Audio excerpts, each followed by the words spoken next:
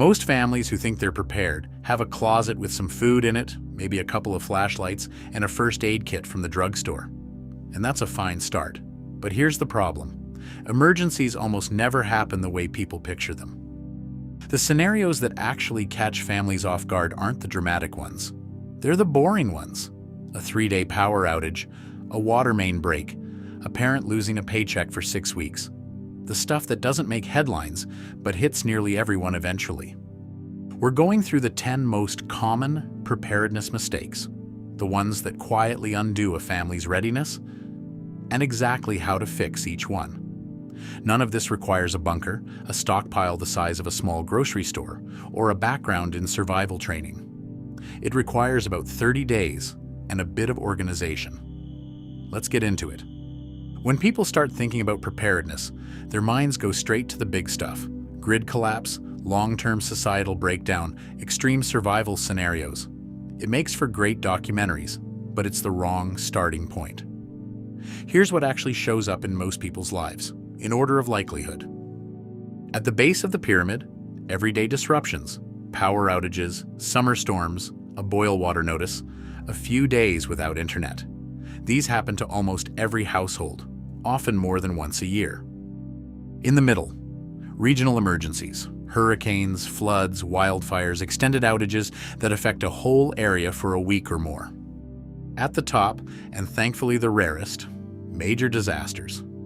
The scenario's most preparedness content jumps to first. The fix is simple. Build your plan from the bottom up.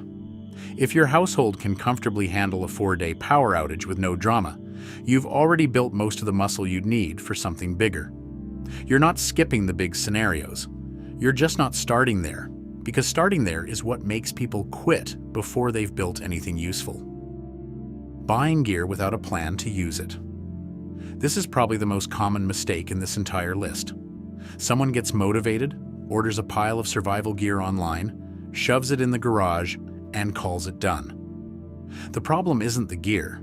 It's that nobody in the house knows who grabs what, if you need to move fast, where anything actually is, who's responsible for getting the kids ready, what the plan is if the family isn't all together when something happens. Underestimating how much water you actually need is a problem. Food gets all the attention. Water quietly becomes the first real problem in almost every emergency, and it's usually the thing families most underestimate. It's not just drinking water. Think through the full list. Drinking. This alone is more than most people assume. Cooking. Basic hygiene. Brushing teeth, washing hands, wiping down surfaces. Pets, who need water just as much as people do. Sanitation. Flushing toilets manually if the water system is down. Store more water than feels necessary. Store it in more than one location in the house. And know how you'd treat additional water if you needed to stretch your supply further. Stockpiling food nobody actually eats. This one's almost funny once you see it happen. Someone builds an emergency food supply out of survival meals nobody in the household has ever tasted, ignores that a family member has an allergy, forgets to rotate anything, and 5 years later discovers a shelf of expired items. There's no prize for having food nobody will eat when it matters. The best emergency pantry is one your family wouldn't hesitate to cook from on a random Tuesday. Preparing to stay, but never preparing to leave. A lot of preparedness content focuses entirely on sheltering in place. We'll just stay home. That's a fine default, but it's not a full plan, because some emergencies mean staying isn't an option.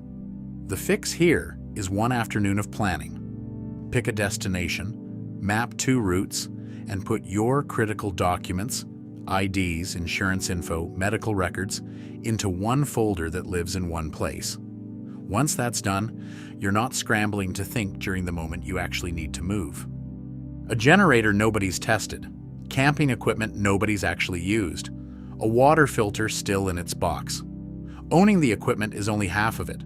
The other half is knowing it works and knowing how to use it under pressure, not for the first time during an actual emergency. Skills worth building now, while there's no pressure. Cooking a full meal without power. Basic home repairs. resetting a breaker, shutting off water. Simple navigation without relying on a phone. Basic first aid, beyond just owning the kit. Knowing where everything in your organized supply actually is. Pick one skill a month.